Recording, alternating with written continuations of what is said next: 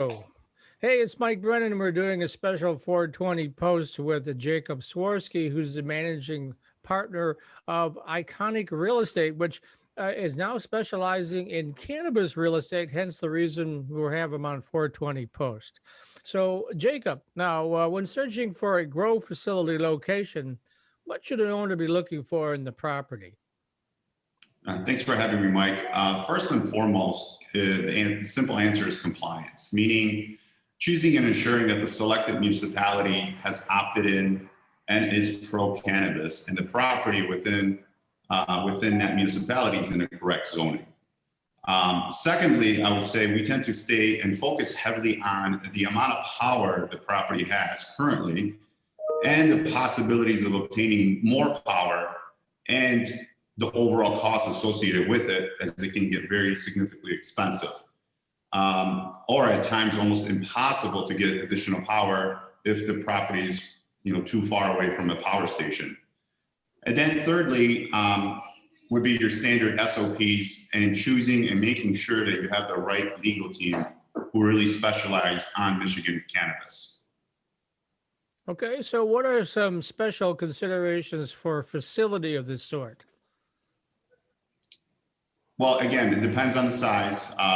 Ceiling height is one, depending on how the operator tends to grow their product, as everybody grows a little bit differently. Ceiling height is a big component.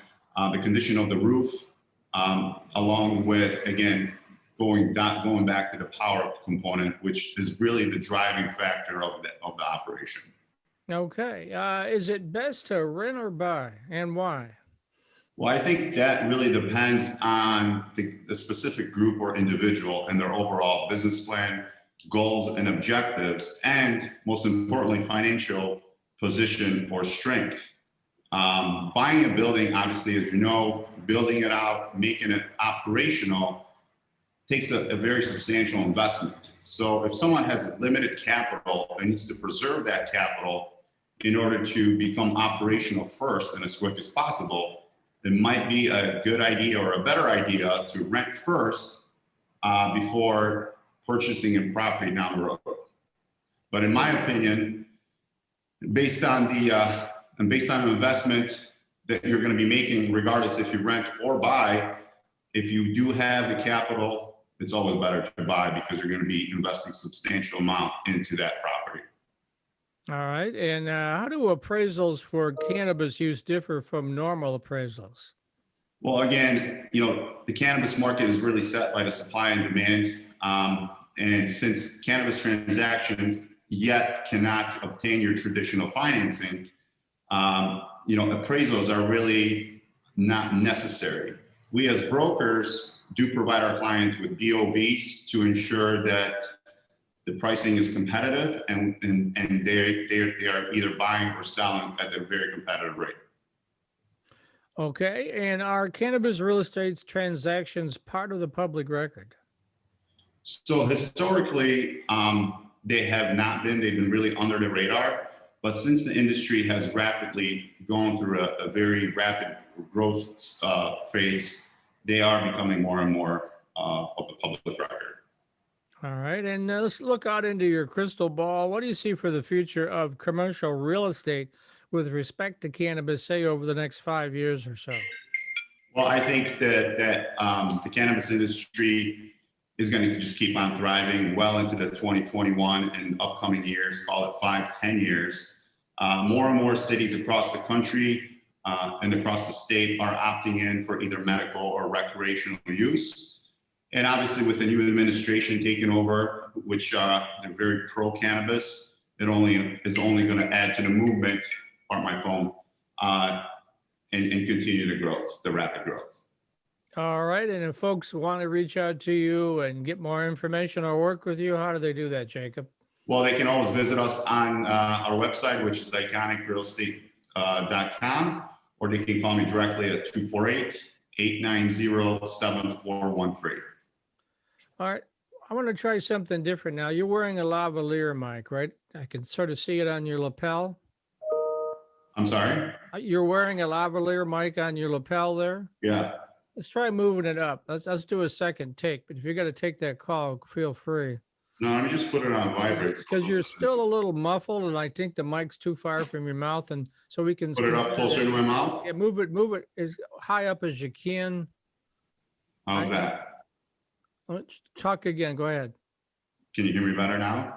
It's actually about the same. Do you feel comfortable with those answers? Do you want to go to do a second take, and then we'll go with the better one here, or? Sure. All right, let's do a second take. We're still rolling, and then I'll look at both of them. I'll send you a raw video on both. You can decide which one you like better. So we're going to start right at the top again. Here we go. Hey, it's Mike Brennan. We're doing a special 420 post with Jacob Swarsky, who's the managing partner of Iconic Real Estate. And the reason we are is Iconic has gotten into cannabis real estate, which of course is very big right now in the state of Michigan. Some people predict that this year alone that the adult use market will sell $1.5 billion worth of cannabis.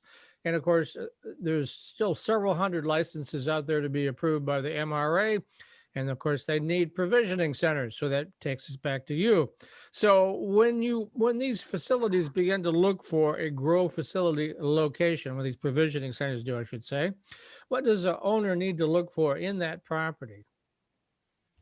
Well, again, thanks for having me, Mike. And first and foremost is, the short of the answer is compliance. And what I mean by that is ensuring that the selected municipality or a city has opted in and is pro-cannabis, and the property of subject is within the correct zoning. Second, we tend to really heavily focus on the amount of power the property has, as the possibilities of obtaining additional power if needed to, along with the costs associated with it. There has been instances where the property is simply too far away from a power station, and getting more power is challenging. And then thirdly, would be your standard SOPs and choosing and having a right legal team who can really make or break you, who specialize on Michigan cannabis. And with respect to the features of the property is the ceiling height, the amount of, the appropriate amount of parking, which a lot of municipalities are now dictating, and, overall well-structured and well-designed and a good roof. So is it best to rent or buy? Well, I think that's a loaded question, and it really depends on the group or an individual and their overall business plan, goals, objectives, and most importantly, financial position or strength. Buying a building, building it out, and making it operational is a substantial investment. So if someone has limited capital and needs to preserve that capital in order to become operational first and as quick as possible, it might be a good idea to rent first, become operational, and purchase a property later at a later time. In my opinion, however, based on the amount of the investments that these properties take in order to make them operational, if you have the capability, it's always better to buy, as you're investing in yourself, your own building, instead of landlords. All right. So how do appraisals for cannabis properties differ from more traditional real estate appraisals? Well, so since, as of right now, we can't get your traditional financing for cannabis transactions yet, your traditional appraisals are really not necessary. The market is really driven and set by the supply and demand of cannabis properties. And we as brokers, our clients rely on us to give them BOVs and our opinions of value in order to make sure that we are and they are in the most competitive position possible.